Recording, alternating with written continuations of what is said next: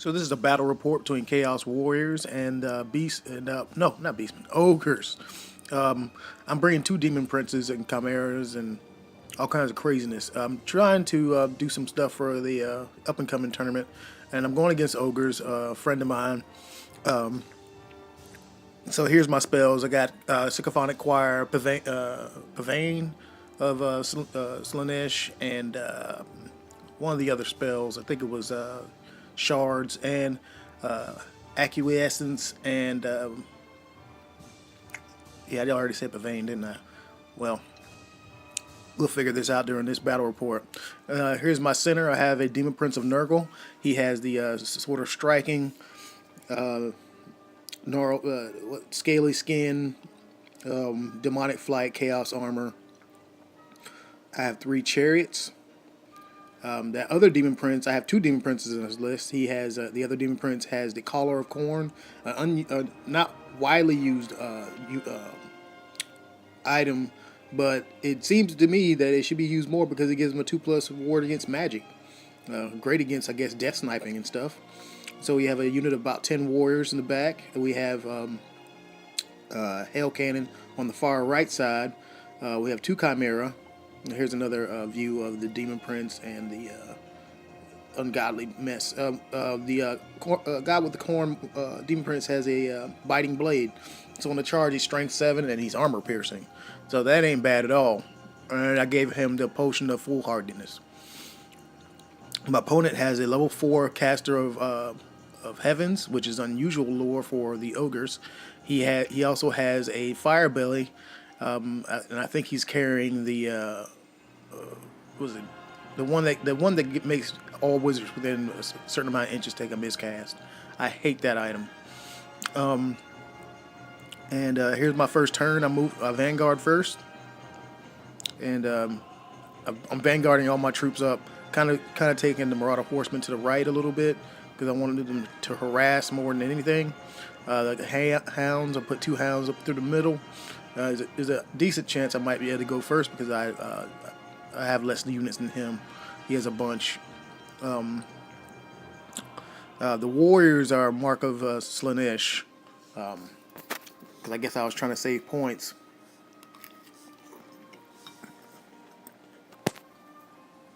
All right, so here are my two Slaanesh sorcerers moving around. That second guy here, he's not on demonic mount. He's actually on a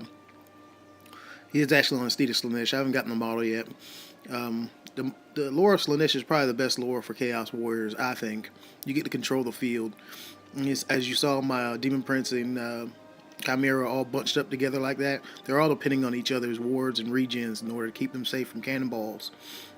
I push my Exalted Hero forward because I'm not really afraid that he's going to die. I mean, I'm a little afraid, but not really. He's just that hard to kill. I move my hounds up to get in his way. And here's another view of the stacking ward and regen cluster. Yeah, and the Demon Prince of Nurgle has a Charm Shield. He's not my general, the Nurgle one. It's actually my Karn one. He's the general. And so, I think I put Pavane on one of his units, the Lead Belchers. So I might be able to get a cannon shot into him and panic him, hopefully. Panic him off the board and then call it a chain reaction. And then I put Acquiescence on his cannon. So that'll be fun. And here's another lower battlefield view. Yeah, I like the terrain. It looks good.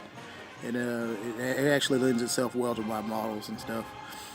He brings his Saber Tusk around in his turn. This is bottom of turn 1. And he also pushes his Iron Blaster forward. He likes more than anything to use the Grape Shot with those things. But he needs to actually just start using it as a cannon shooter. I mean, a Grape Shot with Ballistic Skill 3 isn't that great. He pulls his Fire Belly out of the unit, and I was kind of I didn't know what he was doing at first, when he first did it, and then I found out what he was doing once the magic phase started. He moves his models forward. Well, he doesn't move his models that much farther forward. He gets closer to the hounds. I guess he thought that the hounds were going to get in the way of the Demon Prince charging, or maybe I don't know. He didn't. I know he didn't want to charge, and here we go over on this flank. I think he tries the grape shot, or he tries a regular cannonball shot, and I think the Exalted Hero swallowed it. That didn't sound right. He swallowed it. No, I'm sorry. And then the lead belchers, they open fire on my my chimera, and they just totally destroy him. And in his, well, no, wait, I'm jumping forward. In his magic phase, he actually rolls 4 dice on the Comet of Cassandra, and he gets a miscast, and so that was cool. At least I think it did a wound or 2 on his caster, and he lost power dice, and that was fantastic. And there's the marker there. He puts it on the hill. He's smart. He's right in the reasoning behind he put it on the hill, but I think he could have used that better against maybe another unit, maybe a unit that was slower, maybe even putting it near the hell cannon, but yeah. They end up destroying that chimera, and the hail cannon, or was it? No, I think he actually fired at the hail cannon with his iron blaster, and it didn't do anything. I think I rolled a 5 on the regen. I was getting so lucky with the regen in this game; it was ridiculous. All right, so he pulled his guy. Who had Pavane. I charged him with the Demon Prince, the Iron Blaster. It fled. Then we realized that he actually had acquiescence on him, so he only could flee D6. So that changed everything. And the Demon Prince actually ended up actually overrunning him and catching him, and then changing his facing, because that's the only way you can reface after running somebody down after they flee, is if they flee as a reaction, and then you catch him, and he's going to change his facing. The Chimera charges into the lead belchers.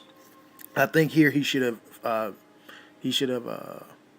stood and shot as a reaction, but I don't think he could though. That's right, I was too close. And my Demon Prince charges into his Lord's unit. The Hell Cannon charges into the Saber Tusks. And my Exalted Hero pushes himself forward. The Hounds can just kind of sit there, because I think they're in a pretty good position as they are right now. So it opens the field for a lot of counters. Alright, so the Hell Cannon loses another dwarf. He's down to 1 dwarf. That one isn't the amount of wounds for the Hell Cannon. It's actually the amount of wounds left, the amount of dwarves left. And here's another view of the Hounds about getting their face smashed off, and yeah, that's gonna be bad for the Hounds. And this close combat goes bad for the Sorcerer. He actually loses close combat, and he is killed. The guy he's fighting doesn't even have armor, and I couldn't wound him. Couldn't even wound him. Okay, yeah. By the way, he popped Hellheart in my magic phase before my magic phase started, and it took out my magic phase. So that was real cute. And he rolls double 6s on his charge into the Hounds. They're dead. Impact hits alone are going to kill them. So that's okay with me. Okay, the close combat with the lead belchers ended off where the Chimera overran into his lead belchers, so I'll get to fight in his turn, so that's good. The Demon Prince does 3 wounds to his Lord, so that's good. In my turn, he doesn't really do anything to her this turn. It was almost a whiff, I believe, but I'm not quite sure. It might have been that this is the first time there. I think he whiffed. Yeah, he did whiff. And yeah, those Hounds are dead. He fires at the Exalted Hero again. This time he grape shots him, and he doesn't do anything to him. I mean, grape shotting a guy with a 3-up ward save that rerolls 1s is not a good idea. Not the greatest idea, but I guess he has no other choice, because a cannonball he'll do pretty much the same thing against a cannonball. Cannonball, grape shot, doesn't matter. Over here, I think the Hell Cannon does a wound to the Saber Tusk in close combat. And there's a picture of how many dwarves I still have left. I think he actually ended up killing the dwarf, and now that it is actually a wound on the Hell Cannon. I still think he's got a pretty good shot at survival. Over here, the Chimera does a bunch of wounds, but they stick, so that's a good thing. The Demon Prince is going to charge him on the flank the next turn, and there we go. That's what he does. He charges them on the flank in my turn. They're locked in, so they have to take it. This is where it falls apart for the ogres. The Demon Prince, my two chariots actually roll 2 9s to charge, and they both get into that Iron Gut unit, and they're gonna splatter that unit all over the place. All right, the Exalted Hero and the Warriors both roll a 9 to get into close combat with the Iron Guts. They just stopped. And then I'm thinking they're going to overrun into the Saber Tusk, and if that happens, I think this is going to be game. I'm pretty much going to take all of his teeth away. He fires at the guy again, and well, no, he didn't. I don't know why I had that picture, but the Demon Prince and the Chariots just overrun that unit. They just totally annihilate it. So that's his general. His general's gone. So this should be unsurmountable now for him to come back. And here's the Hell Cannon. He actually does kill another guy. Well, a guy. Yeah, all his teeth are being taken away slowly. The Hell Cannon is pretty tough, man. I'm starting to fall in love with the sucker. I mean, he's gonna stay in the army from now on. From now on, Hell Cannon every time. The Warriors overrun. So here are the Warriors. They overran. They broke the unit behind it, the Saber-Tooth Tusk, because of the close combat panic. And here's the Marauder Horsemen getting charged from the front and the back by the Fire Belly and the Saber Tusk. So they're dead. They actually do a wound on the stand and shoot reaction, though. He rallies his Saber Tusk, and that's good for him. And over here, the whatchamacallit fires. The lead Iron Blaster fires and hits the Exalted Hero. He takes a wound. So the next turn, I'm going to go ahead and charge the Exalted Hero in. There's no reason for him to sit there and keep on getting hit. The Demon Prince charges in. The Demon Prince charges it, overruns into the next guy. Now this is during his turn. I popped the at the beginning of his turn. I popped the potion of full hardiness, and so that's going to be awesome. Yeah, he beats the crap out of those Marauder Horsemen. They get their faces ripped off, and so there's the empty bases there. After killing that character in close combat, the Demon Prince overruns into the next unit. The Chariot and stuff, I think they overran into the same unit. And this is the point where my opponent decides that this is just going to fall apart on him. And I have to agree. The Demon Prince is still going to have 6 attacks. It's still the same turn. He just overran and went straight into the next one. His unit actually made Insane Courage on the...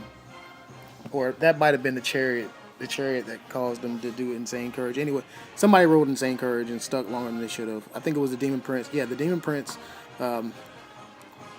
close combat was Insane Courage, and they locked up the Demon Prince. So that went well for my opponent. But everything else was just going downhill.